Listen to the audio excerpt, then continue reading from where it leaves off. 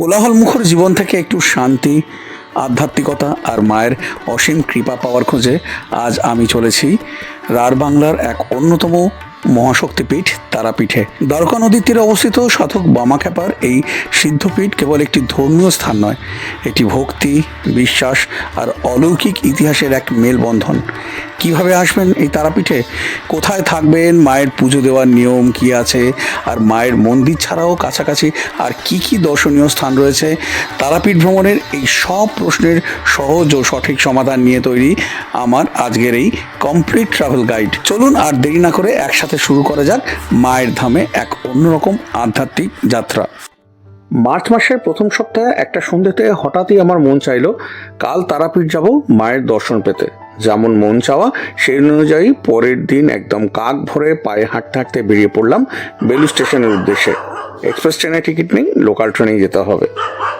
আর এই একটা ভিডিওতেই আপনারা সম্পূর্ণ তথ্য পেয়ে যাবেন যে এক রাত দুদিনে কিভাবে আপনারা তারাপীঠ ভ্রমণ করে নিতে পারবেন। তারাপীঠ কখন যাবেন, কিভাবে যাবেন, কোথায় থাকবেন, কোথায় খাবেন, কখন পুজো দেবেন, মায়ের মন্দিরের সময়সূচি, কোথায় কোথায় সাইট সিইং যাবেন, কিভাবে ভোগ গ্রহণ করবেন, সবই জানতে পারবেন আজকের এই ভিডিও থেকে।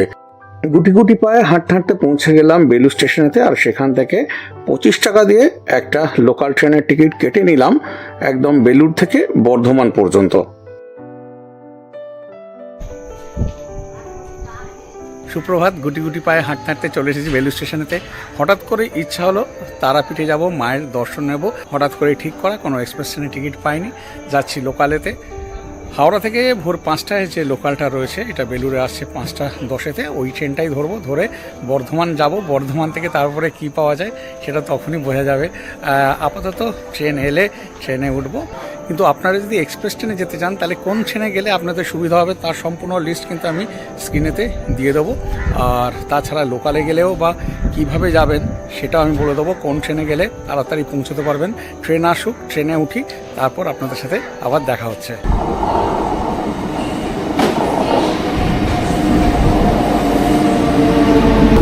একদম সঠিক সময়তে ট্রেন এসে গেছে, আমি ট্রেনে উঠেও পড়েছি। আর যারা আমার মতো এক্সপ্রেসে টিকিট পাবেন না কিন্তু তারাপীঠ যেতে চান, তাও আবার সকাল সকাল, সেক্ষেত্রে আপনারা কি করবেন, হাওড়া থেকে একদম ফার্স্ট ট্রেন যেটা আছে বর্ধমানের গড়, সেটা ভোর 4টের সময় ছাড়ছে হাওড়া থেকে, আর বর্ধমান গিয়ে পৌঁছেছে সকাল 6:02-তে। ওই ট্রেনটায় বর্ধমান পৌঁছে, এবারে বর্ধমান থেকে সকাল 6:30 আছে বর্ধমান 3 পাহাড় যে একটা লোকাল রয়েছে, সেটাতে করে আপনারা একদম রামপুরহাট পৌঁছে যেতে পারেন। সকাল 9:12 শিডিউল রয়েছে, ওই 9:15 কাছাকাছি পৌঁছে যাবেন। এবারে ওখান থেকে আবার যেভাবে তারাপীঠ যায় আর কি গাড়িতে করে শেয়ারিংয়ে, সেই সবই দেখাবো। আর যারা এক্সপ্রেস ট্রেনে যেতে চান তাদের জন্য এই স্ক্রিনে দিয়ে দিচ্ছি এই কোন কোন ট্রেনে গেলে আপনাদের সুবিধা হবে কলকাতার দিক থেকে, এই সব কিছুই আমি স্ক্রিনেতে দিয়ে দিচ্ছি, একটু চেক করে নিন। যদি আপনার বাজেট বেশি থাকে তাহলে কিন্তু বর্তমানে আপনি ভারতবর্ষের সবথেকে প্রিমিয়াম ট্রেন এই 22309 বন্দে ভারত এক্সপ্রেসে করেও কিন্তু হাওড়া থেকে রামপুরহাট পৌঁছে যেতে পারেন, সেও মাত্র 2 ঘন্টা 15 মিনিটে। রামপুরহাট পৌঁছে সেখান থেকে আবার আপনি তারাপীঠ চলে যেতে পারেন। আর এই ট্রেনেতে কেমন কি ফেয়ার রয়েছে আমি স্ক্রিনেতে আপনাদেরকে দিয়ে দিলাম। কিন্তু যারা অপেক্ষাকৃত কম খরচে তারাপীঠ পৌঁছতে চাইছেন তাদের জন্য কিন্তু আমার মতো বেস্ট ট্রেন হলো 13017 গণদেবতা এক্সপ্রেস। নির্দিষ্ট সময়ে লোকাল ট্রেনে করে বর্ধমান পৌঁছে সেখানে কাউন্টার থেকে 55 টাকা দিয়ে একটা এক্সপ্রেস ট্রেনের টিকিট কেটে হাওড়া থেকে আসা গণদেবতা এক্সপ্রেসের আনরিজার্ভ কম্পার্টমেন্টে আমি উঠে পড়লাম।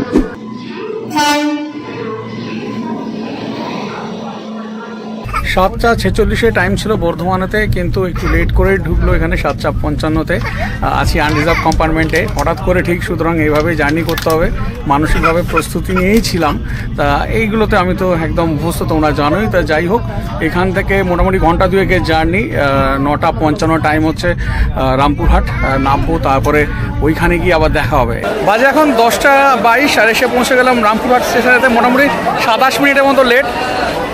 কলকাতার দিক থেকে আসুন আর ওইদিকে নর্থের দিক থেকে, মানে এনজেপি দিক থেকে আসুন, যে প্ল্যাটফর্মেই নামাবে কিন্তু বেরোতে হবে 1 নম্বর প্ল্যাটফর্ম দিয়ে, এই ওভারব্রিজ ক্রস করে বেরোতে হবে। বেরোই, এবারে বাইরে বেরিয়ে তারপরে দেখাচ্ছি কোথা থেকে গাড়ি টাড়ি পাওয়া যাবে এই তারাপীঠ যাওয়ার। এই রামপুরহাট স্টেশনেতে কিন্তু এসকেলেটার আছে। এই এসকেলেটার দিয়ে ওপরে উঠে বাঁ দিকে গিয়ে আবার ডান দিকে নিচের দিকে নামলেই হচ্ছে 1 নম্বর প্ল্যাটফর্ম। আর এই প্ল্যাটফর্ম থেকে বেরিয়েই রয়েছে এই বাঁ দিকে টিকিট কাউন্টার। আপনারা যদি রিটার্ন টিকিট করতে চান করে নিতে পারেন। আমাদের বেরোতে হবে ডান দিক দিয়ে, আর এই হচ্ছে ডান দিক থেকে বেরিয়ে এসে রয়েছে 1 নম্বর প্ল্যাটফর্মের যে মেন এন্ট্রান্স রয়েছে, তার পাশে রয়েছে সহযোগ মানে এনকোয়ারি।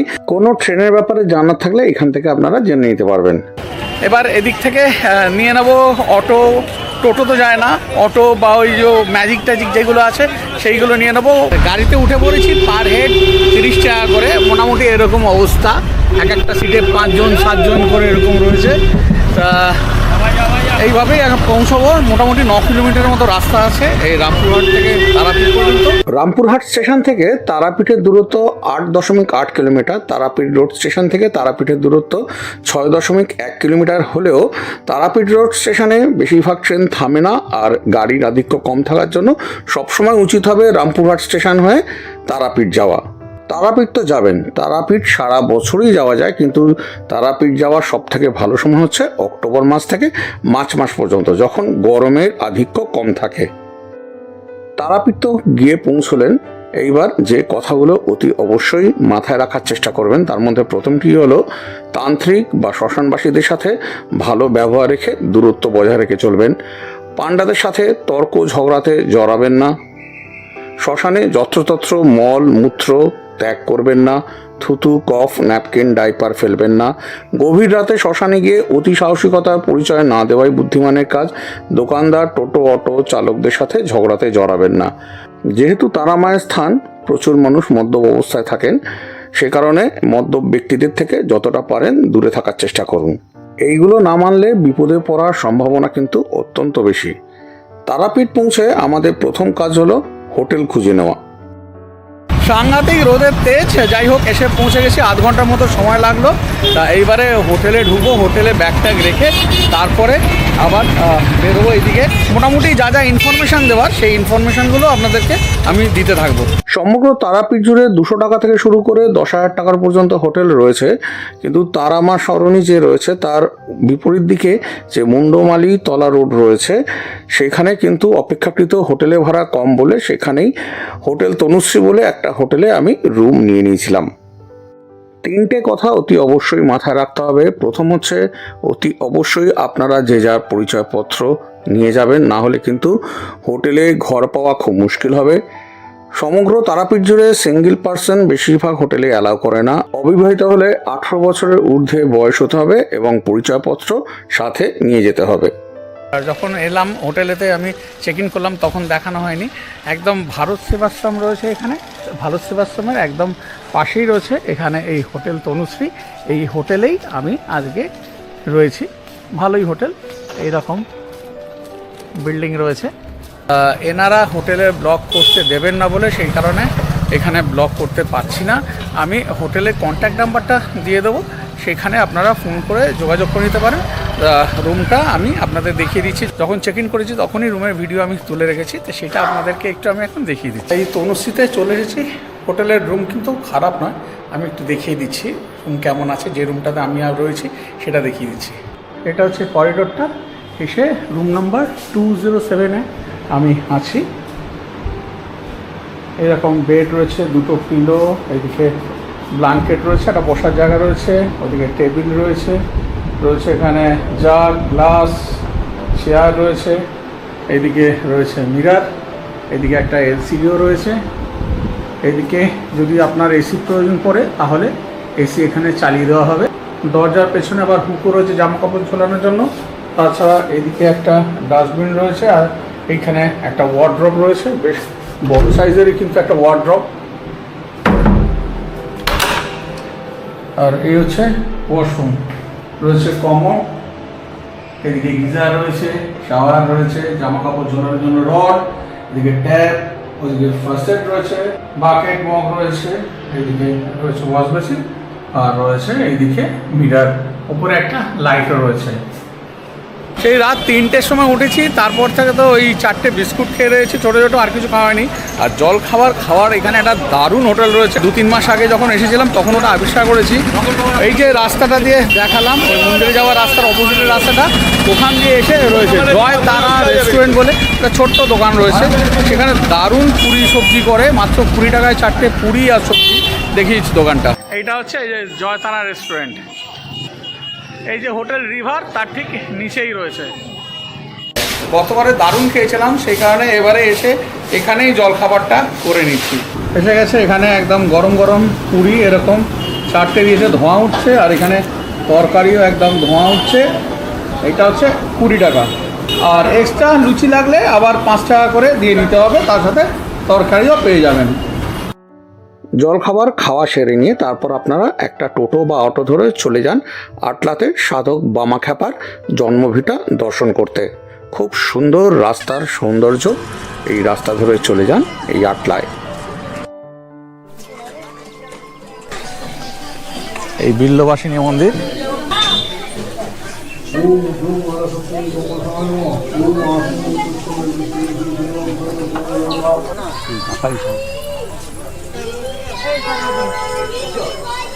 এই যে বামাখ্যাপার নিজের বাড়ি ও জন্মস্থান।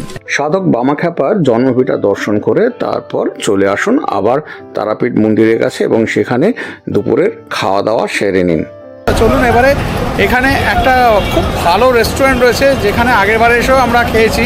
তা সেখানে আজকে লাঞ্চ করব, দেখিয়ে দিচ্ছি কোন রেস্টুরেন্টটা। খুব ভালো খাবার। আমরা আগেরবারে যেখানে যেখানে এসে খাওয়া দাওয়া করেছি একদমই ভালো লাগেনি, যেটাতে খুব ভালো লেগেছিলো সেটাই দেখাচ্ছি। এইখানে এই যে বানতারা সরণি, এই সামনেটাই এখানে এই রাস্তা ঢুকে যাচ্ছে, তার এইখানেই রয়েছে হোটেল শিবশঙ্কর। বেশ ভালো কিন্তু এদের খাবার দাবার, আগেরবারই খেয়েছিলাম, ভালো লেগেছিলো। তা এখানেই আজকে আমি লাঞ্চ সারবো। এখানে এসে গেছে আমার এখানে থালি। এই আপনাদেরকেও যদি যেটাই নেবেন, এই ভেজ থালি থাকছে, এটার দাম হচ্ছে 70 টাকা। ভাত থাকছে, তার সাথে আজকে যা যা রয়েছে আলু ভাজা, রয়েছে আলু ফুলকপির তরকারি, খুব সুন্দর চেহারা।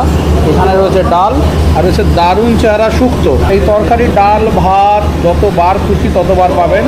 শুধু পাঁপড় আর এই আলু ভাজা একবার পাবেন। আর এর সাথে আমি মাছ নিয়ে নিয়েছি। এই মাছটার দাম হচ্ছে 70 টাকা। এই বেশ বড় সাইজের একটা মাছ, এই মাছটা 70 টাকা। আর এর সাথে এই পেঁয়াজ দিয়ে দিয়েছে আর লঙ্কা দিয়ে দিয়েছে। খাওয়া দাওয়া তো একদম দারুণ চলছে। শুক্তোটা তো অসাধারণ, একেবারে কাজের বাড়ি যেমন শুক্তো হয় সেরকম। ডালটাও ভালো। আলু ভাজা নিয়ে কিছু বলার নেই, ঝুরঝুরে আলু ভাজা, আলু ফুলকপির তরকারিটা ভালো করেছে। আর মাছ যেমন বড় সাইজের মাছ, আর মাছটা একদম ফ্রেশ মাছ, খুব ভালো খেতে। আর এসে গেছে এদিকে পাঁপড়, আর দিয়ে দিয়েছে এখানে চাটনি। ওই আলু ভাজা আর এই পাঁপড়টাই একবার করে পাবেন, তাছাড়া সব কিছু কিন্তু যতবার লাগবে ততবারই পাবেন। লাঞ্চ সেরে দুপুরে রুমে একটু রেস্ট নিয়ে বিকেলে পায়ে হেঁটে বেরিয়ে পড়ুন ভারত সেবাশ্রম সংঘের সুন্দর মন্দির দেখতে এবং মুন্ডমালী তলায় গিয়ে মায়ের দর্শন নিয়ে নিন। মেন রোডের দিক থেকে এই মুন্ডমালিনী তলার দিকে এই যে রাস্তাটা আসছে, এই রাস্তাটা এসে তো এইদিকে মুন্ডমালিনী তলার দিকে চলে গেছে। আর এখানে এই ভারত সেবাশ্রম সংঘ রয়েছে, খুব সুন্দর। এটা একটু দেখিয়ে দিচ্ছি।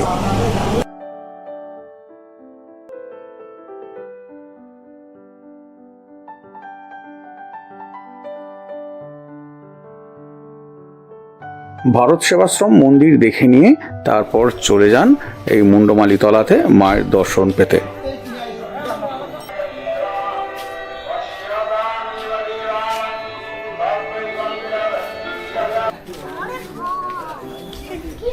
এই হচ্ছে মুন্ডমালিনী তলা।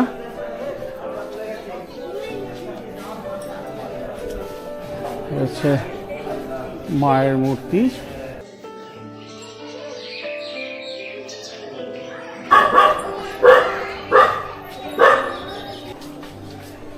এই হচ্ছে সতী মায়ের ঘাট। ঘাটকে সুন্দর করে এখানে বাঁধিয়ে দিয়েছে পুরো। ওই দ্বারকা নদী, পুরো জল প্রায় শুকিয়ে গেছে।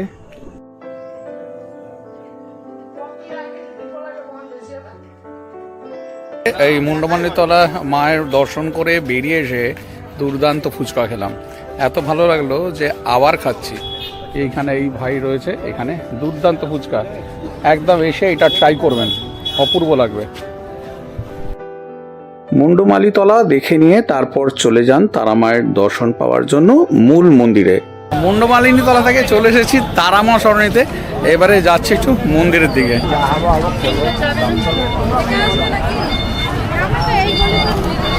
প্যারা বিক্রি হচ্ছে এই সব দোকান।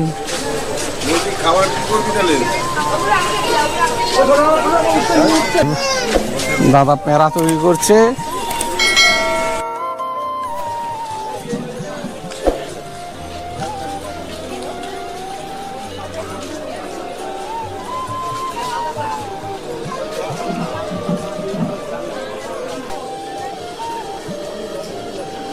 রয়েছে বিভিন্ন রকমের মিষ্টি, কচুরি ভাজা দেখালাম, এখানে বিভিন্ন রকমের মিষ্টি রয়েছে। তো প্যারার দোকান।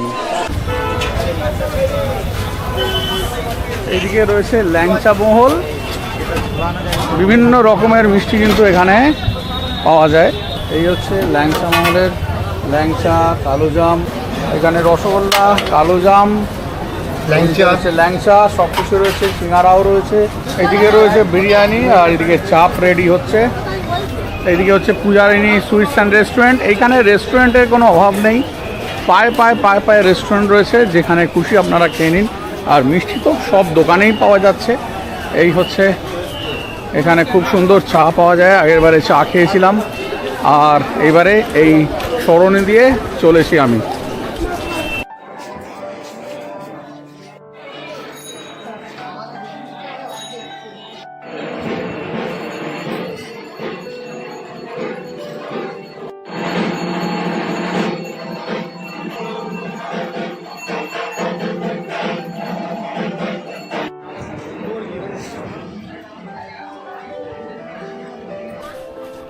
প্রথম দিনেই আপনার পান্ডাকে আপনি জানিয়ে দিন যে পরের দিন ভোরে আপনি পুজো দেবেন।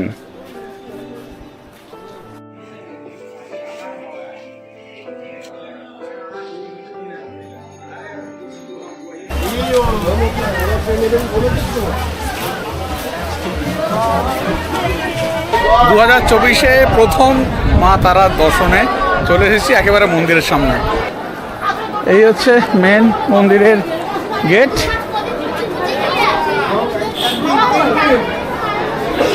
বিশাল ভিড়, সুন্দর করে সাজানো হয়েছে।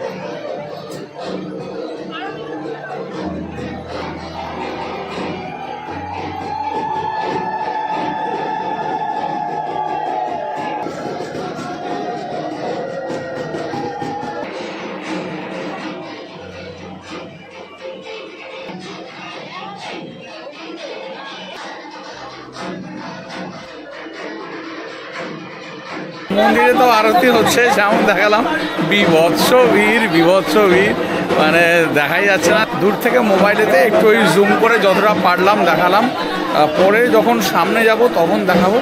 এখন যাচ্ছি শ্মশানের দিকে, একটু শ্মশানটা দেখবো আর আপনাদেরকেও দেখাবো।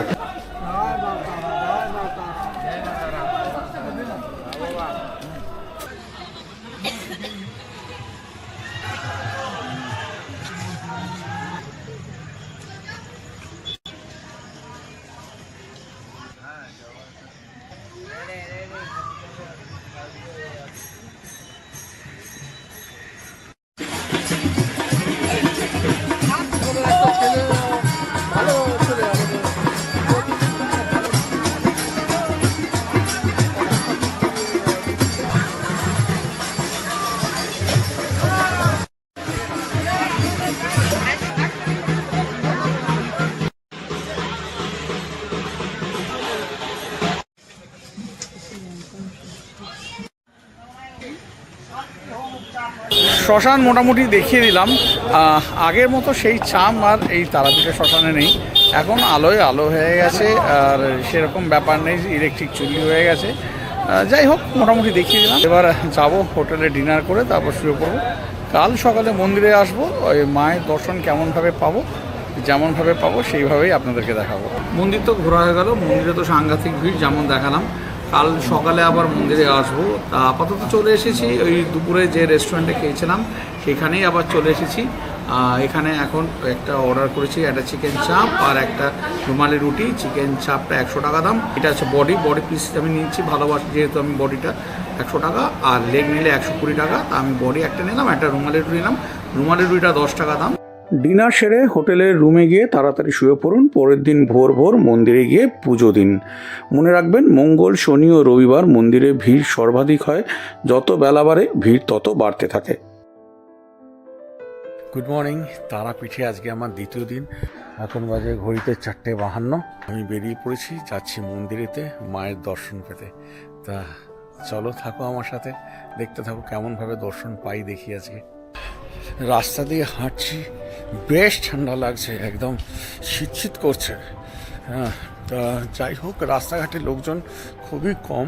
এবারে সবসময় দেখেছি, যত ভোরে গেছি, 4টের সময় গেছি, রাস্তাঘাটের লোক নেই, কিন্তু মন্দির একেবারে ভর্তি। তা এইবারে কী হবে জানি না। যাচ্ছি মন্দিরেতে, এসে গেছি প্রায়।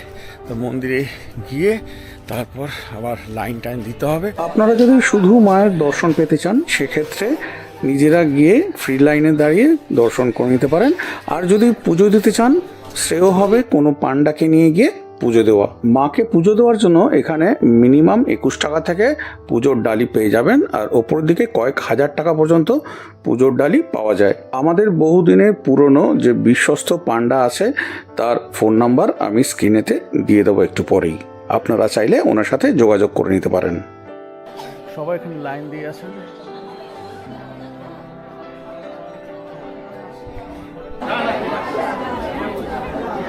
এইদিকে জীবিতকুণ্ড, আর এইদিকে লাইন দিয়ে আমরা এগোচ্ছি। এই লাইন গেছে, ওপরের দিকে উঠে গেছে, মন্দির খুলে গেছে 5:30টায়। তা গিয়ে এবারে মায়ের দর্শন পাবো।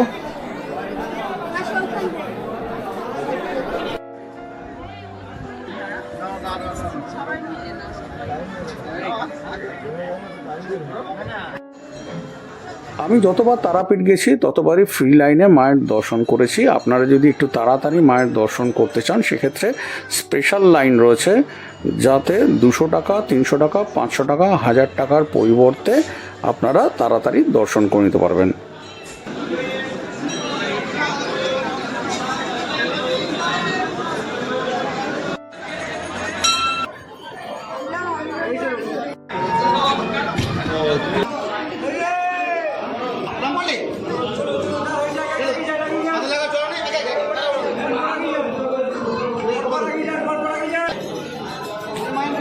জয় মা, জয় মা।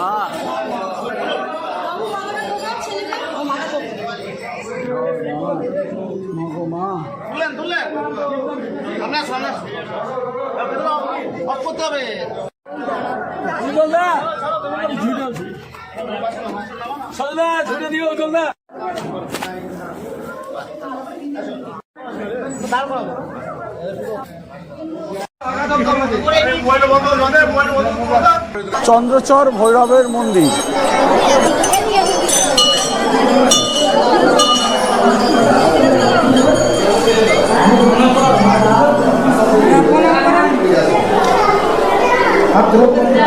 মায়ের ছেলে বান্ধবের পড়িয়েছিলেন, একটা বান্ধব পাওয়া গেছে।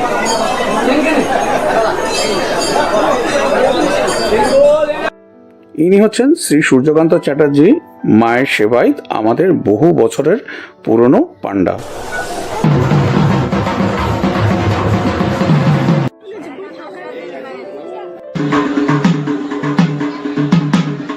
এখন বাজে ঘড়িতে 7:25। দর্শন হলো মায়ের। কিছু কথা বলার আছে, যেটা একদম ব্লগের শেষে বলবো। আর তার আগে একটুখানি আমি যাচ্ছি এই তারাপীঠে এই বাজারেতে, যেখান থেকে কাঁচা বাজার পাওয়া যায়, মানে সবজি থেকে মাছ মাংস পাওয়া যায়, সেটা একটু আপনাদেরকে দেখিয়ে দিচ্ছি।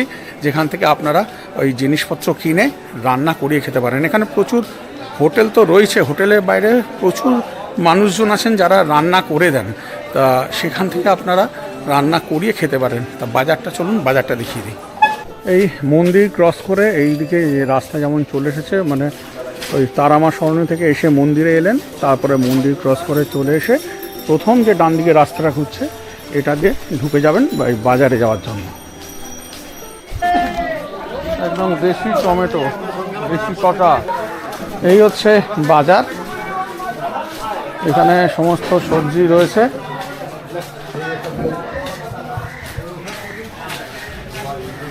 পরপর সবজির দোকান রয়েছে। দাম মোটামুটি কলকাতার মতনই, সামান্য কিছু কম, খুব যে কম তা নয়।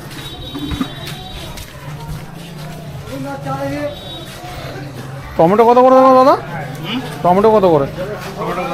হ্যাঁ, 40 টাকা। ওই তো মোটামুটি কলকাতায় যেমন দাম। এই হচ্ছে মাছের বাজার শুরু হচ্ছে সবজি বাজারের পর থেকেই।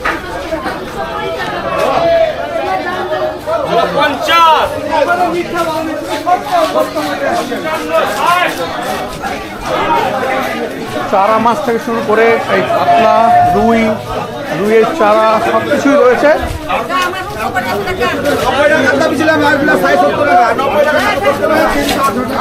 এই রয়েছে বাজার। কাতলা কত করে? একই দাম। কত করে? 220 টাকা বড় কাতলা, 220 বড় কাতলা। মুরগি, হাঁস সব কিছু বিক্রি হচ্ছে। হামজা মাটন সেন্টার, এখানে খাসির মাংস বিক্রি হচ্ছে। মন্দির থেকে পুজো দিয়ে বেরিয়ে জলখাবার খেয়ে তারপর একটা টোটো, অটো বা গাড়ি নিয়ে চলে যান এই তারাপীঠের কাছাকাছি যে মন্দির রয়েছে সেইগুলো দেখতে। তারাপীঠের দ্রষ্টব্য স্থানগুলোর মধ্যে প্রথমেই দেখে নিন জগন্নাথ মন্দির। বীরভূম জেলার বীরচন্দ্রপুর এলাকায় রয়েছে এই জগন্নাথ মন্দির। তারাপীঠ থেকে কিন্তু খুব একটা দূরে নয়। উড়িষ্যার পুরীর মূল জগন্নাথ মন্দিরের আদলে এই মন্দিরটি তৈরি করা হয়েছে। এই প্রবেশদ্বারের দুই পাশে ভগবান বিষ্ণুর বিভিন্ন অবতারের মূর্তি দেখা যায়। এরপর আপনারা দেখে নিতে পারেন তারাপীঠ থেকে প্রায় 33 কিলোমিটার দূরে বাঁকড়াই মন্দির। এখানে বক্রনাথ শিব অবস্থান করেন। এরপর দেখে নিন শ্রী একচক্র চন্দ্রদয়া মন্দির। এটি হচ্ছে একটা ইস্কন মন্দির। তারাপীঠ মন্দির থেকে 9 কিলোমিটার দূরে বীরচন্দ্রপুরে এটি অবস্থিত। বীরভূম জেলার একটি বিখ্যাত তীর্থক্ষেত্র হলো এই মন্দিরটি। এরপর দেখে নিন নিতাই বাড়ি। বীরভূম জেলার বীরচন্দ্রপুর গ্রামে অবস্থিত শ্রী শ্রী নিত্যানন্দ প্রভুর জন্মস্থান হলো এটি। এখানেই 1473 সালের 12ই জানুয়ারি নিত্যানন্দ প্রভু জন্মগ্রহণ করেছিলেন। তারাপীঠের বেশিরভাগ মন্দিরের ভেতরে কিন্তু ফটোগ্রাফি, ভিডিওগ্রাফি অ্যালাউড না, যে কারণে ভেতরটা কিন্তু দেখাতে পাচ্ছি না। এরপর দেখে নিন জানুকুণ্ড হাটুগাড়া আশ্রম। এই আশ্রমটি মানে এই মন্দিরটি কিন্তু একেবারে জলের নিচে। জল যখন কমে যায় তখনই এই মন্দিরকে দেখতে পাওয়া যায়। আপনাদের ভ্রমণ তালিকায় এরপরে রয়েছে গৌরী মঠ। এটি মূলত শ্রী চৈতন্য গৌরীয় মঠ মিশনের একটি আধ্যাত্মিক ও ভক্তিমূলক কেন্দ্র। এখানে আগত পুণ্যার্থী ও ভক্তদের জন্য বিনামূল্যে মহাপ্রসাদ বা অন্নপ্রসাদের ব্যবস্থা করা হয়। এরপর রয়েছে নিধুবন। পশ্চিমবঙ্গের বীরভূম জেলার রামপুরহাট মহকুমার দ্বারকা নদীর তীরে এটি অবস্থিত। মা তারা বা উগ্রতারা এখানে পূজিত হয়ে থাকেন। বিখ্যাত তান্ত্রিক সাধক বামাখ্যাপা এই শ্মশানে ও মন্দিরে সাধনা করে সিদ্ধিলাভ করেছিলেন। তারাপীঠের এই সাতটা দর্শনীয় স্থান দেখতে টোটো মোটামুটি 300 থেকে 350 টাকা নেয়। সর্বশেষে আপনার টোটোওয়ালাকে বলে এই লোকনাথ রিসোর্টের ভেতরে এই নবনির্মিত লোকনাথ টেম্পলটা দেখে নিন। অপূর্ব এই মন্দিরটা।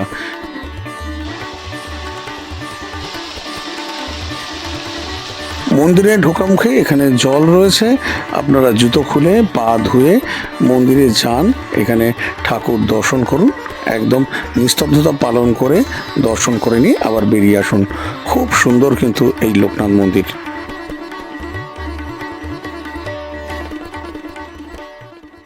দর্শনীয় স্থানগুলো ঘুরে নিয়ে তারপর আপনারা তারাপীঠে ফিরে মন্দিরে এসে ভোগ গ্রহণ করতে পারেন। যদি ভান্ডারা চলে তাহলে তো ফ্রিতেই ভোগ পেয়ে যাবেন, আর যদি ভান্ডারা না চলে তাহলে 60 টাকা দিয়ে আপনাদের কুপন করে নিতে হবে। আর আগে থেকেই আপনাদের যে পান্ডা রয়েছে তাকে বলে রাখতে হবে এই ভোগের ব্যাপারে। এছাড়া আপনারা পুজো দিয়ে সেই ভোগও গ্রহণ করতে পারেন। 501 টাকা, 1001 টাকা, 2100 টাকা বিভিন্ন রকমেরই আপনারা অন্নপ্রসাদ দিতে পারেন। আর অনলাইনেও কিন্তু আপনারা এই ভোগ প্রসাদ নিতে পারেন। অনলাইনে আপনারা নির্দিষ্ট মূল্যের বিনিময়ে অন্নভোগ চড়াতে পারেন। এছাড়া আপনারা মন্দিরের পুরোহিতকে দিয়েও কিন্তু এখানে যজ্ঞ করাতে পারেন। তা সেই সাইটটা আমি দিয়ে দিলাম www.tarapittemple.in। ভোগ গ্রহণ করে তারপর হোটেলে ফিরে গিয়ে একটু বিশ্রাম নিয়ে আবার বেরিয়ে পড়ুন, আপনাদের বাড়ির দিকে রওনা দিন। ধরে নিচ্ছি আপনারা 3 জন একসাথে তারাপীঠ যাচ্ছেন, সেক্ষেত্রে এক একজনের কেমন কি খরচ হতে পারে। ট্রেনের টিকিট বাবদ এক একজনের যাওয়া আর আসা খরচা 210 টাকা। রামপুরহাট থেকে তারাপীঠ পর্যন্ত যাওয়া আসা এক একজনের 80 টাকা। যদি আপনারা হোটেলে একদিন থেকে পরের দিন সকালবেলা চেক আউট করে যান এবং লাগেজ হোটেলে রেখে সাইট সিন করতে বেরোন, সেক্ষেত্রে যদি 900 টাকার হোটেল নেন সেক্ষেত্রে এক একজনের খরচা পড়ছে 300 টাকা করে। এক একজনের দুদিনের খাওয়া খরচ মোটামুটি 500 টাকার মতো পড়বে। টোটোতে করে দুদিকে সাইট সিন করতে গেলে 500 টাকা পড়বে, সেক্ষেত্রে এক একজনের খরচা পড়ছে 170 টাকা। তার মানে এই ক্ষেত্রে 2 রাত্রি 1 দিন 3 জন যদি যায় সেক্ষেত্রে এক একজনের 1260 টাকা করে খরচা পড়ছে। এই খরচাটা সময় হিসাবে বাড়তেও পারে কমতেও পারে, কারণ হোটেলের ভাড়া আর এই টোটো বা গাড়ির সাইট সিনের ভাড়ার ওপর অনেকটাই এই খরচাটা নির্ভর করে। এখন দাঁড়িয়ে আছি দ্বারকা নদীর একটা ব্রিজের ওপরে রয়েছি দাঁড়িয়ে। তা যেটা বলা সেটা হচ্ছে তারাপীঠে এলাম, কিভাবে আসতে হবে, কোন ট্রেনে এলে সুবিধা দেখিয়ে দিয়েছি। প্রচুর হোটেলের সন্ধান পাবেন, আস্তে আস্তে সব হোটেল আসবে। আমি কোন হোটেলে ছিলাম সেটা দেখিয়ে দিলাম। মায়ের মন্দিরে দর্শন করলাম, জানি না আগামী দিনে আর মায়ের মন্দিরে এসে পুজো দেবো কিনা, কারণ যেভাবে অরাজকতা চলছে ভাবার বাইরে। যারা 300 টাকা 500 টাকার লাইনে পুজো দিচ্ছে তারা শুধু এগোতে পারছে, সাধারণ মানুষ এগোতে পারছে না। সবাই খুব ক্ষুব্ধ, কিছু করার নেই। এইভাবে এখানে চলছে। আগামী দিনে মায়ের দর্শন পাওয়ার জন্য এইভাবে আর হয়তো আমি লাইনে দেবো না। এই মুহূর্তে এটা মনে হচ্ছে হয়তো পরবর্তীকালে মনের আবার পরিবর্তন হতে পারে, কারণ মন তো পরিবর্তনশীল, সেই কারণে পরিবর্তন হতে পারে। আর ভিডিওটাকে বড় করবো না, আজকে এই ভিডিওটা এবারে এখানেই শেষ করে দিচ্ছি। আবার দেখা হবে পরের ভিডিওতে। সবাই খুব ভালো থেকো, ভালো থাকবেন। আর অতি অবশ্যই ট্রাভেলার রানি 0.3 এর সাথে জুড়ে থাকবেন। ট্রাভেলার রানি 0.3 এর ভিডিও প্রচুর দেখুন, শেয়ার করুন। পরিবারটাকে আরও বড় করে তোলার জন্য আপনাদের সহযোগিতা ছাড়া কিছুতেই এই চ্যানেলটাকে এগিয়ে নিয়ে যেতে পারবো না। সাথে থাকবেন, ভালো থাকবেন।